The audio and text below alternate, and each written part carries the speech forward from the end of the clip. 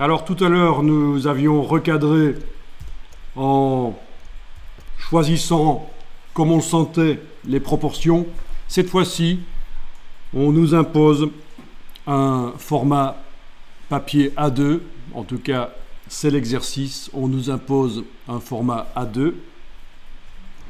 Et donc, déjà, une première chose à faire, si vous ne le savez pas, c'est aller voir, par exemple, dans Wikipédia, c'est quoi un format de papier A2 ? Déjà, ici, vous avez quelque chose d'intéressant sur l'article sur les formats de papier. En rouge, comme vous voyez, c'est l'Amérique du Nord. Et en bleu, c'est le reste du monde. En gros. Et on vous indique que le format ISO, Organisation de standardisation internationale, le format A4, A3, A5, A2, tout ça qu'on connaît, c'est utilisé par tous, sauf en Amérique du Nord. Et en Amérique du Nord, ils sont plutôt dans un autre format. Voilà. Ça, c'est déjà une découverte pour certains. Ce qui ne veut pas dire qu'en fait, techniquement, on peut imprimer n'importe quoi comme format. En Europe, il suffit de demander à l'imprimeur. Donc, vous n'êtes pas obligé d'utiliser les formats européens. Mais alors, voyons un peu ici le A2. 420 mm sur 594, c'est le double de l'A3, forcément. On va retenir ça. Et on va l'inscrire dans Photoshop, ne fût-ce que pour avoir les proportions. Les proportions. Alors, allez-y.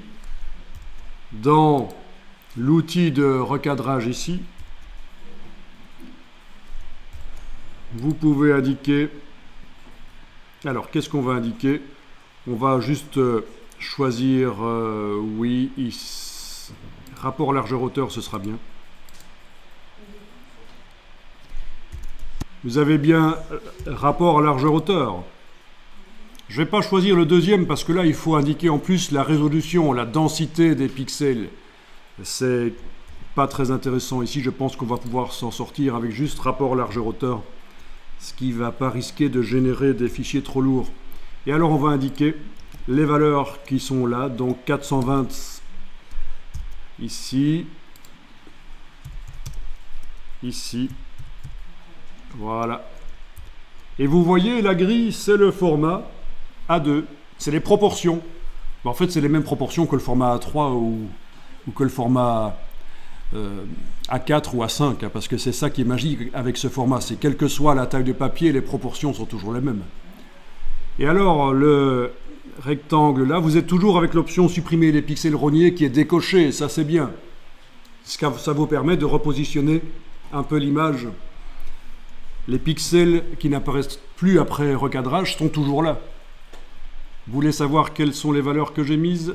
C'est ici, c'est ça. C'est des valeurs de proportion en fait ici. C'est même pas des millimètres, hein, c'est juste la proportion.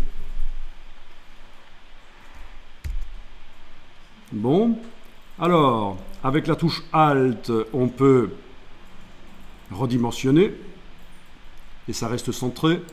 Sans la touche Alt, on peut bouger l'image et décider comment ça va être vu. Vous validez avec le petit V.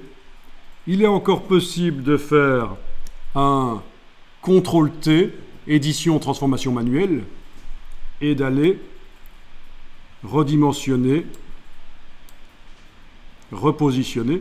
Ça, c'est parce qu'on a eu l'intelligence de décocher l'option effacer les pixels rognés. Voilà, vous validez, etc. Et on pourra encore jouer à ça plus tard, bien sûr.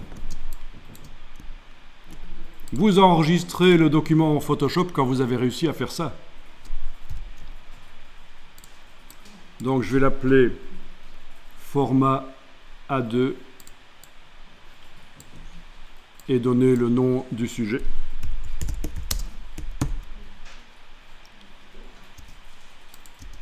Voilà. Je vais même indiquer que c'est pour format A2. Voilà. Ah tiens, j'ai enregistré dans le mauvais document, dans le mauvais dossier. C'est là qu'il devait aller. Ok.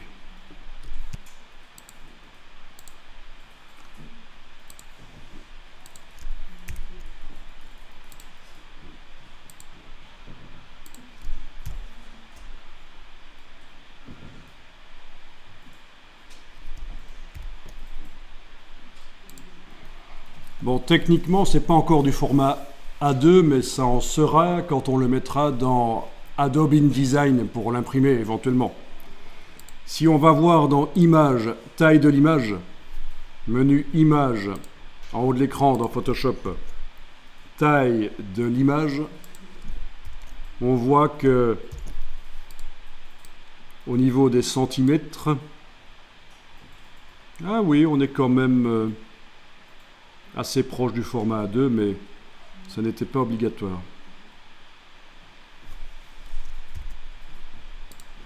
Ok.